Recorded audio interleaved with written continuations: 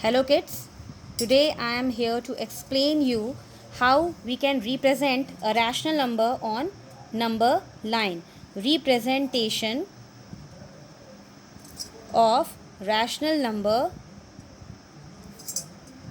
on number line.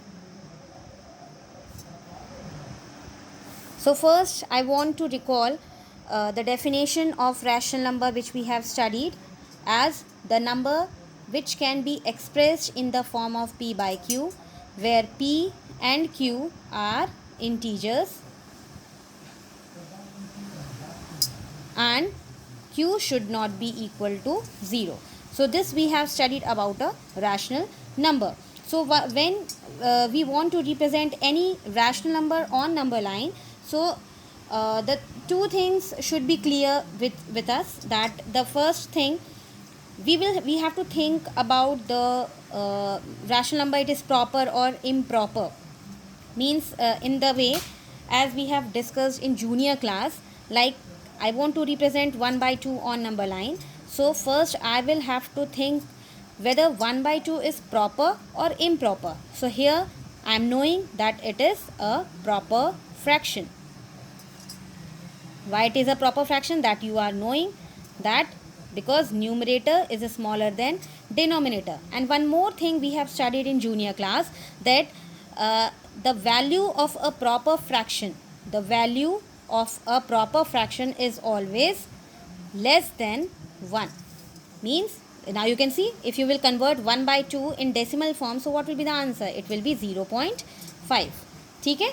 Means whenever the proper fraction has been given to us, its value will be between its value will lie between 0 and 1. 0 से ज़्यादा होगी और 1 से कम होगी.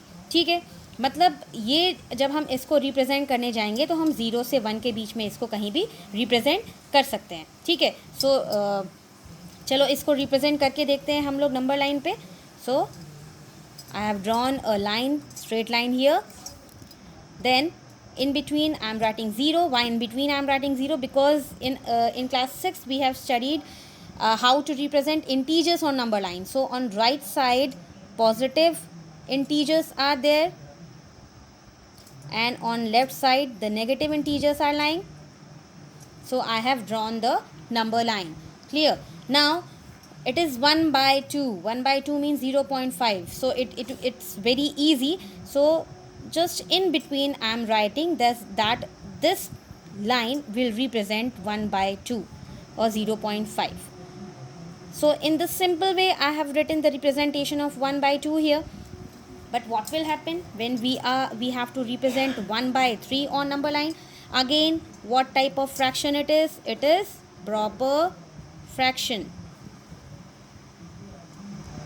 It is proper fraction. Clear? So proper fraction means again the value will be less than 1. Less than 1 means what? Its value will lie between 0 and 1. So now I am not going to write all the integers on this number line. Simply I am writing 0 and 1. See the gap. I have taken the gap little more in comparison of this. Not little more, it is very greater in comparison of the first one. Okay? So now I want to represent 1 by 3 on this number line. So value will lie between 0 and 1. This I am sure about that. But it is not easy, as we were representing half on the number line. It was little easy. Okay? Now what we will do for representing 1 by 3 on number line? Now we have to check the denominator. Now 0 and 1, the space given between 0 and 1 will be divided into 3 equal parts. ठीक है, denominator क्या होता है, हमको कितने parts में इस segment को डिवाइड करना है. ठीक है, प्रॉपर फ्रैक्शन है. Is it clear? That thing is clear. It is a proper fraction means it will lie between 0 and 1. But the denominator will tell कि 0 और 1 के बीच का गैप को हमको कितने इक्वल सेगमेंट्स में डिवाइड करना है. ये गैप 0 और 1 का जो गैप है वो आप छोटा भी ले सकते हो, आप बड़ा भी ले सकते हो और बड़ा ले सकते हो. ठीक है, रिप्रेजेंटेशन जब भी हम करेंगे तो गैप को बड़ा लेंगे ताकि सारे नंबर्स हमको क्लियरली दिखें। अब देखें, हम काउंट करें तो ये फर्स्ट पार्ट हो गया, ये सेकंड पार्ट हो गया, ये थर्ड पार्ट हो गया। So this line is representing first part out of 3।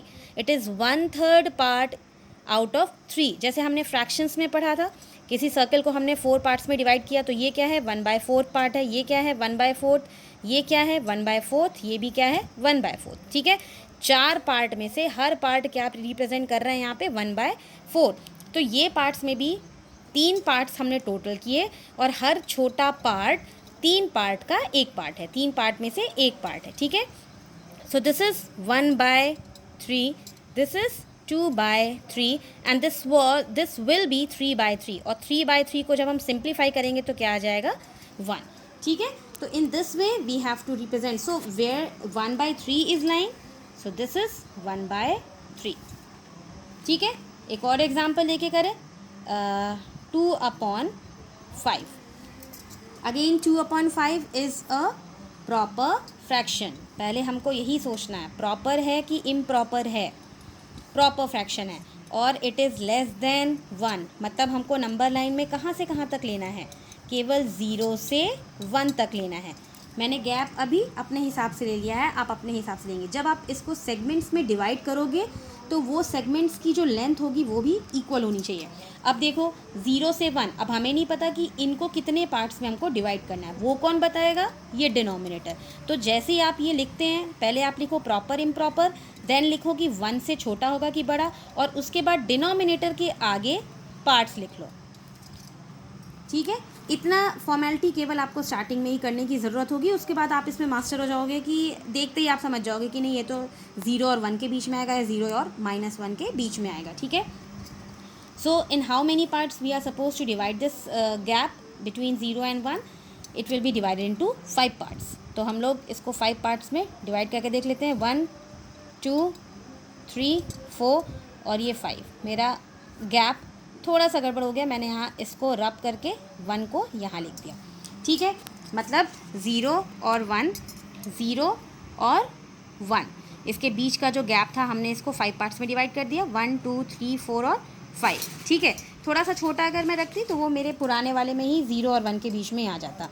And I am using pen here, that's why I was not able to rub it properly. ठीक है, always the representation of rational number will be by pencil. It should be by pencil so that we can do it without mistake. Clear? So again the 5 parts we have got between 0 and 1. Each part is representing what, 5 parts हैं। और पहला वाला part कितना हो गया, 1/5। दूसरा कितना हो गया, 2/5। तीसरा कितना हो गया, 3/5। चौथा कितना हो गया, 4/5। और ये पांचवा कितना हो जाएगा, 5/5। जब 5/5 को हम सिंप्लीफाई करेंगे तो ये क्या आ जाएगा, 1। अब हमको रिप्रेजेंट क्या करना था, 2/5, तो ये 2/5, इट इज़ योर आंसर। आज हम लोग इस वीडियो में केवल हमने रिप्रेजेंटेशन सीखा है रैशनल नंबर्स का, जो कि पॉजिटिव रैशनल नंबर्स थे एंड दे वर प्रॉपर। ठीक है, अभी हमने इम्प्रॉपर का कोई पार्ट इसमें नहीं लिया है, तो पहले आप प्रॉपर की ही प्रैक्टिस करोगे, उसके बाद हम इम्प्रॉपर स्टार्ट करेंगे। तो आपका होमवर्क है कि आप रिप्रेजेंट करिए 7/8 को on number line. All the best.